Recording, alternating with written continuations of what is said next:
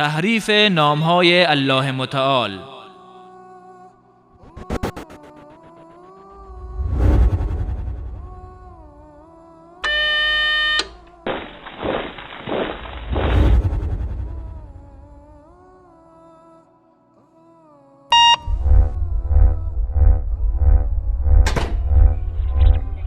و شما بارها به این آیات توجه داشته اید و خواهید داشت و لله الاسماء الحسنی فادعوه بها. خدا برای او اسماء نیکو و حسنایی است، خدا را به اون اسماء حسنایش بخوانید. از حضرات معصومین علیهم السلام آمده است والله نحن اسماء الحسنی، این اسماء نیک و حسنای پروردگار ما ایم. والله نحن اسماء الحسنی، این اسماء نیک و حسنای پروردگار ما ایم.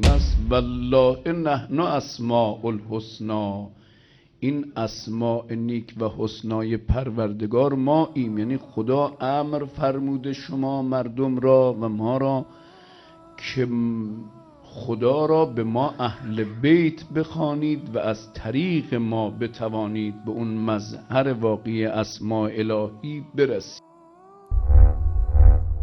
سوال من از دانشجویان اهل سنت و اساتید دانشگاه سنی اینه که اصلا امام ما مظهر همه اسماء الهی باشه، صفات الهی درش باشه بهتره یا نباشه؟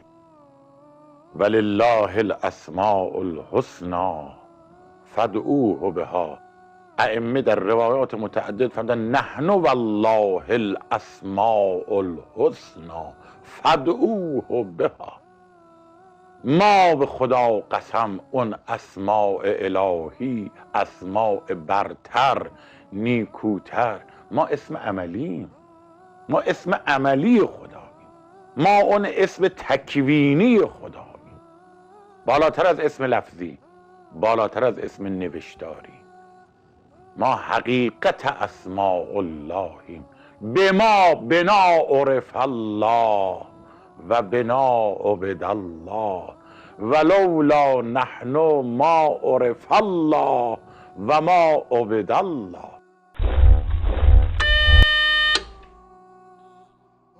آخوندهای رافضی برای اینکه دلیلی برای عقیده خرافی خیش که توسل نامشروع به ائمه و اولیاء رحمهم الله است تراشیده باشند، دست به تحریف این آیه قرآنی ولله الاسماء الحسنى فادعوه بها زدند و به روایت بی سند و مدرک استدلال نموده و آن را به دروغ به ائمه رحمهم الله نسبت دادند. روافض همه اعمال ویژه الله متعال مانند رزق و روزی دادن، فرزند دادن و شفای بیماران و غیره را به ائمه اهل بیت نسبت داده بودند و فقط مانده بود اسما و صفات الهی که آن را هم به ائمه نسبت دادند و دیگر العیاذ بالله چیزی برای ذات اقدس الهی باقی نگذاشتند. برادران و خواهران مسلمان باید بدانند که ایمان به اسما و صفات الهی یکی از اقسام سگانه توحید است که ایمان آوردن به آن از ضروریات دین مبین اسلام می باشد. الله متعال در آیات متعددی برای خیش اسما و صفاتی نیکو و برتر را ثابت می نماید که هیچ ربطی به ائمه ندارد، چنان که می فرماید قل ادعوا الله او ادعوا الرحمن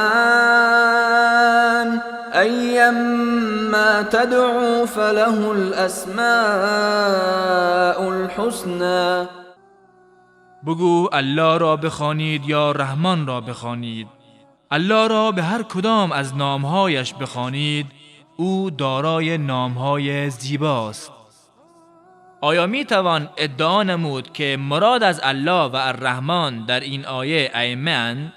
همچنین در آیات آخر سوره حشر تعدادی از نامهای مبارک خیش را بیان نموده و در آخر می فرماید هو الله الخالق البارئ المصور له الاسماء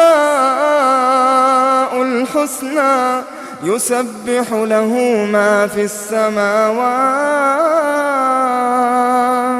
يسبح له ما في السماوات والأرض وهو العزيز الحكيم. اوست الله آفریدگار نوآفرین صورتگر. نامهای نیک از آن اوست.